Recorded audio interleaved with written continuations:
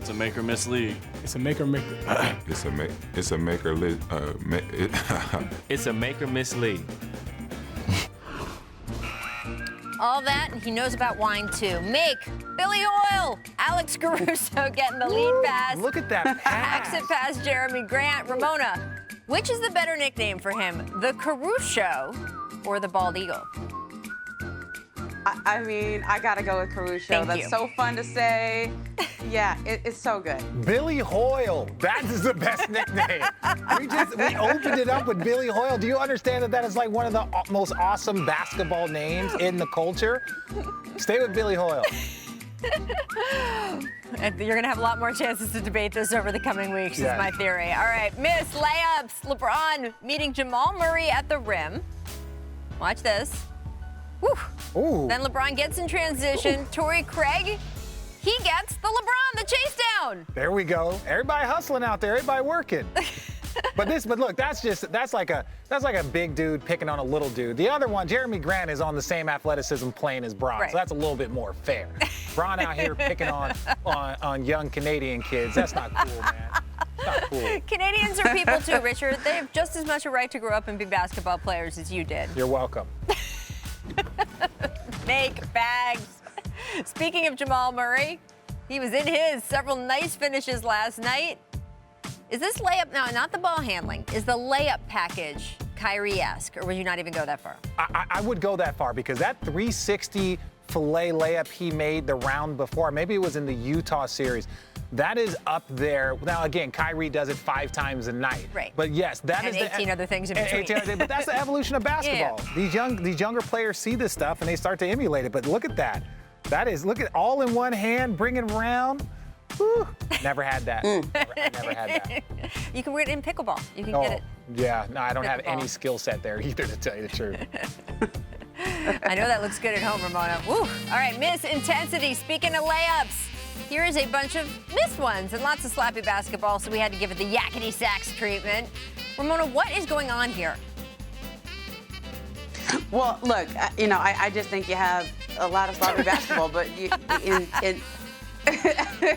We put it in black and white so it wouldn't be your eyes would not have My to see eyes. We've all been there. much. Oh, is there more? We're gonna get another one?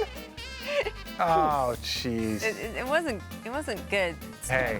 There. All right, make transition. Celtics were up 4 with 2.5 minutes left in the half, and they turned the energy way up. Good defense and transition buckets, finishing the half up 13. Richard, why is that so important to close quarters like that, especially in the playoffs? Well, because a lot of times you either do all of your work and early, and then you're not able to finish it off, or you've been battling, and then that last 2 minute you get into a stretch, and then you're able to get some rest during that timeout so you can actually continue that stretch. Yep. Closing quarters, closing quarters, closing quarters. Say it all the time. All right, guys, let's stick with the Eastern Conference Finals. The Celtics getting themselves back into the series against the Heat with a victory on Saturday. Boston said its response is proof that there is more than enough resolve within this team to turn the entire series around and win it. So, Richard, what do you think was the difference in Game 3? I'm going to say this. It was Gordon Hayward, right? Just having him on the court. Now, he didn't have this amazing game. It wasn't over the top. But having a guy that grew up in the Brad Stevens system, you don't call a lot of isolation plays. So he will get the ball, he will cut, he will move. He's also 6'8", so he makes defensive plays. He can rebound in traffic. There's a lot of things that he can do.